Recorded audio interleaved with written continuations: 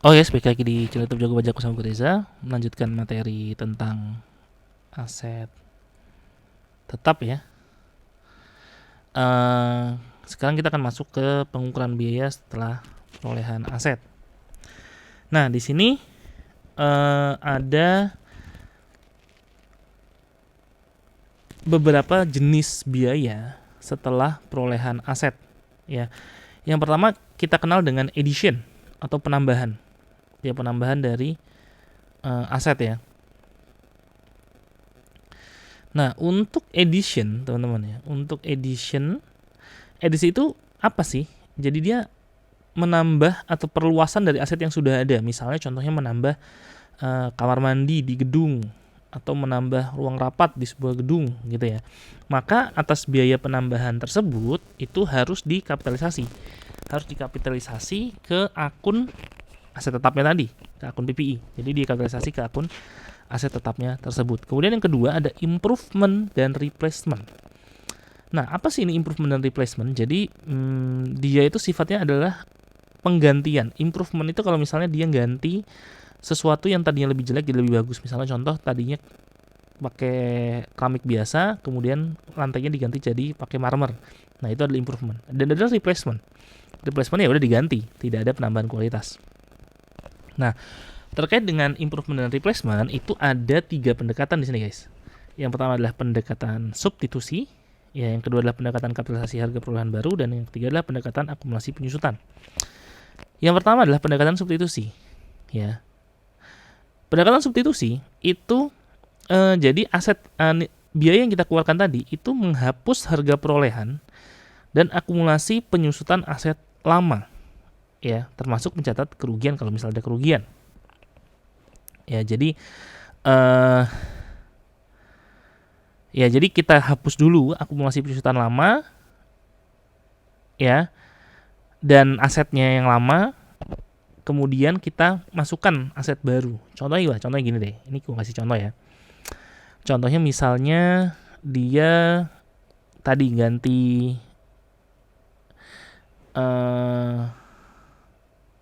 pipa misalnya. Contohnya pipa besi.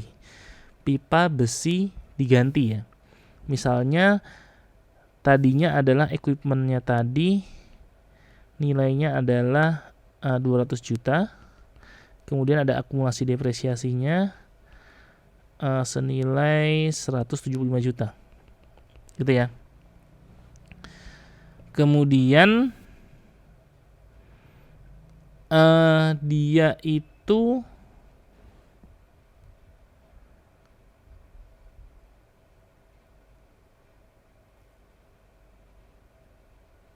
beli pipa besi baru, ya, pipa besi baru seharga 150 juta.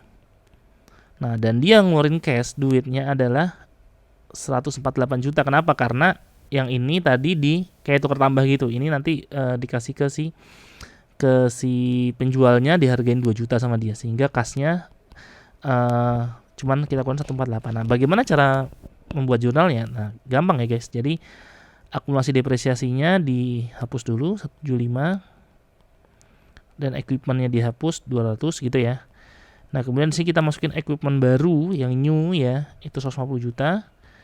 Dan jangan lupa di sini ada cashnya 148. Di sini kan 150 175 325 ya, 325 ini 348. 325 kurangi 348 berarti ada loss ya.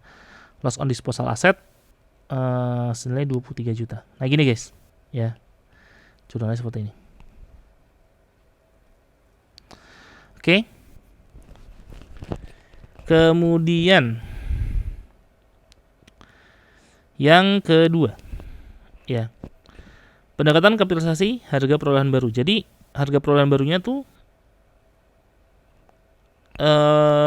dikapitalisasi aja ke akun PPI, ya.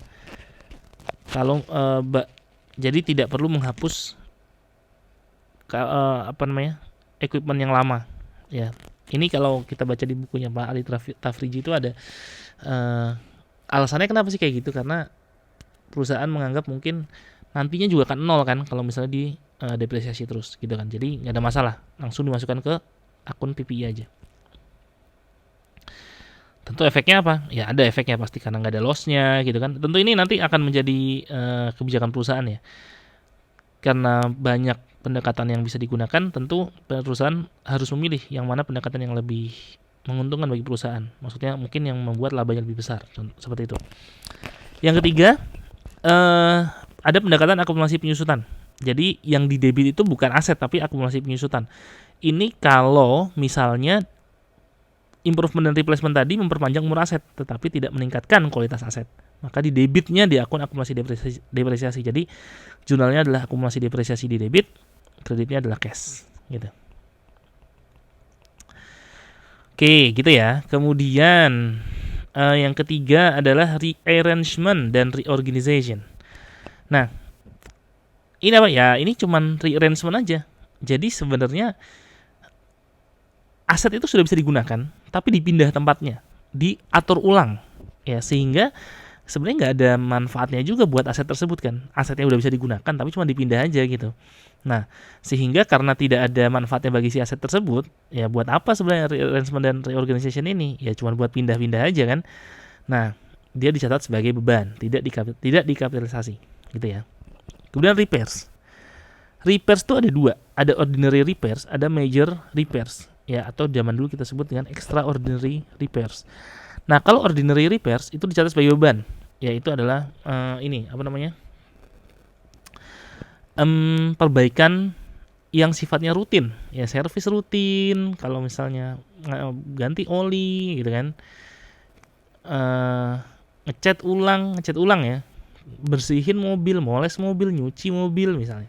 Nah, itu adalah ordinary repairs. Kemudian major repairs itu dicatat dengan 3 pendekatan yang tadi, substitusi, kapitalisasi, atau akumulasi penyusutan. Bedanya apa? Sama kayak tadi sebenarnya. Intinya sih kalau substitusi tadi ya, jadi dihapus aset lama, dimasukin aset baru. Kapitalisasi itu menambah langsung ke nilai asetnya, dan akumulasi penyusutan itu ditambah atau mengurangi akumulasi depreciation. Nah bedanya antara yang kapitalisasi sama akumulasi penyusutan ini, kalau di kapitalisasi itu dia kalau menambah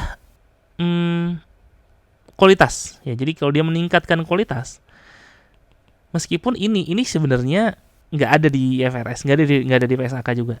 Tapi secara umum dari zaman dulu ya, dari zaman kita belajar dulu di US GAAP memang ada seperti ini. Tetapi di IFRS sudah nggak ada lagi. Tapi ya karena ini sudah berlaku umum khususnya di Amerika Serikat sana, ya akhirnya kita pakai juga. Dan Keso juga sampai sekarang masih aja memasukkan ini ke dalam materi. Meskipun sebenarnya di IFRS sudah nggak ada. Di IFRS sebenarnya dia cuma bilang menambah nilai aset gitu aja. Di kapitalisasi menambah nilai aset. Dia nggak nyebutin harus nambahin atau mengurangi akumulasi penyusutan, menambahkan nilai aset, tidak ada seperti itu. Tapi ya karena sudah diterima umum di Amerika sana, ya tentu kita ajarkan saja seperti itu di sini. Nah, di kapitalisasi kalau dia meningkatkan kualitas aset, sedangkan masuk ke mengurangi akumulasi penyusutan kalau dia tidak meningkatkan kualitas tapi memperpanjang umur. Gitu ya. Oke, kemudian selanjutnya pengukuran biaya. Contohnya, ini contoh nih ya. Masuk ke contoh. Dikit lagi selesai. Contohnya adalah replacement. Pada tanggal 2 Desember 2019, Samudra Luas bermaksud mengganti pipa besi lama dengan pipa besi baru. Pipa besi lama, nah ini contohnya tadi. Contohnya ini persis sama. Ya nggak usah diulang. Ya udah gampang lah ya contohnya ya. Yang kedua, PT Palapa membeli mesin tanggal 1 Juli 2016 dengan kos sebesar 400 juta. Mesin memiliki masa manfaat 5 tahun. Estimasi nilai sisa adalah 40 juta dan disusutkan dengan metode garis lurus. Tanggal 1 Januari 2019, mesin diperbaiki dengan total overhaul dengan kos sebesar 40 juta. Perbaikan total tersebut menambah masa manfaat. Jadi dia menambah masa manfaat ya. Nah, ini kelihatan nih. Berarti kalau menambah masa manfaat berarti di debitnya adalah akumulasi depresiasi kan. Dari masa manfaat semula, nilai sisa mesin diestimasikan masih tetap sebesar 40 juta. Nah, kita lihat ya. Kos awal 400 juta. Residual value 40, berarti depreciable base-nya adalah 360 juta. Nah, depreciation to date ya, kalau kita lihat di sini 2,5 tahun ya, dari 2016 sampai Juli 2016 sampai 2018, 2,5 tahun ya. Dikali 360 bagi 5 berapa tuh? 100 berapa sih? 360 bagi 5 75 535 72 ya, 72. Nah, 72 dikali 2,5 180 ya. Nah, sekarang sisa nilai bukunya adalah 180 kan, 180. Nah, ada overhaul-nya 40. 220. Nah, kemudian ada 220 ya, berarti depreciation expense-nya adalah 220 bagi 5,5 karena tinggal 5,5 tahun lagi gitu ya, tinggal 5,5 tahun lagi. Jadi 40 juta. Ya tadi kan 5,5 tahun dari mana guys? Dari 2,5, sisanya 2,5 ya, tambah 3 tahun karena dia menambah masa manfaat ya. Nah, jurnalnya gimana? Ya udah, akumulasi depresiasi equipment di debit 40 juta dan cashnya di kredit 40 juta. Dan kemudian jurnal penyusutannya sama, depreciation expense equipment 40 juta dan akumulasi depreciation equipment 40 juta. Ini nilai yang ini ya, angka yang ini. 40 juta ini bukan dari ini, tapi dari nilai perbaikan ya. Nilai perbaikan yang 40 juta. Gitu guys. Oke, kemudian dah selesai untuk yang pengukuran biaya setelah perolehan aset. Kemudian sekarang kita akan masuk pengukuran setelah pengukuran awal ya, atau kita sebut dengan subsequent measurement. Subsequent measurement. Itu ada dua. Ada cost model, ada revaluation model. Ini akan kita bahas di pertemuan berikutnya nanti lebih jelas ya. Dan kalau misalnya sebenarnya gue udah pernah bikin videonya tentang cost model sama revaluation model. Kalau mau searching, kalau mau tahu dulu bisa buka video-video gue yang lama terkait dengan akuntansi keuangan menengah 1. Maupun di pengantar akuntansi pun pernah gue jelasin.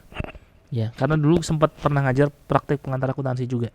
Sebelum sekarang ngajar perpajakan 1 ya, untuk ngajar tetapnya. Oke, kemudian yang terakhir, pelepasan aset tetap. Nah, untuk pelepasan aset tetap itu ada 2 ya. Ada 2. Bukan ada 2 sih. Ini intinya aset tetap dihentikan pengakuannya pada saat sell ya, dijual, exchange, atau tidak ada manfaat ekonomis di masa depan yang diharapkan dari penggunaan atau pelepasannya. Jadi bisa dikonversi ke non current asset held for sale misalnya, kalau misalnya dia sudah tidak digunakan lagi. Kemudian bisa dihapus, dibuang misalnya, di disposal, dibuang, dan seterusnya. Nah, tentu ada keuntungan dan kerugian dari disposal aset tadi harus dicatat di dalam ini income statement atau statement of other comprehensive income di dalam pos other income dan expense. Artinya dia bukan masuk ke aset, dia bukan masuk ke operating expense. Dia juga bukan masuk ke other comprehensive income, tetapi dia masuk ke other income dan expense. Artinya dia masih beban ya. Dia masih beban, bukan comprehensive income. Ya. Dia masih beban sehingga dia harus dimasukkan di bagian setelah. Jadi kalau di laporan keuangan itu kan setelah income from operation. Ya, seperti itu.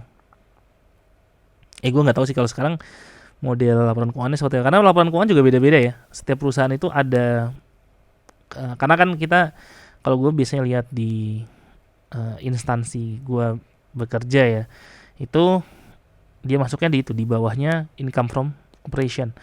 Jadi pembuatan laporan keuangan itu kalau di yang selama ini gue tahu, yang selama ini gue lihat laporan keuangan ya, itu sales dikurangi dengan COGS ya, itu di sini dapat gross profit dikurangi dengan operating expense. Nah, hasilnya income from operation. Nah, gue nggak tahu nih kalau di Keso gimana nih bentuknya kan, apakah dia sesuai dengan yang biasa gue lihat atau enggak. Kemudian ini nanti plus other income minus other expense.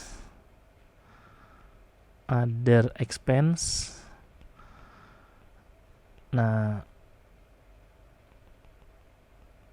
hasilnya adalah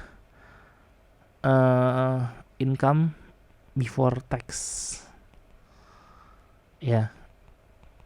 Gitu. Baru nanti baru OCI, other comprehensive income. Ya, baru comprehensive income ini ya. Ini kalau ini nanti untuk penghitungan tax tuh dari sini. Ya. Ini kita sebut dengan laba komersial kalau di dalam pajak.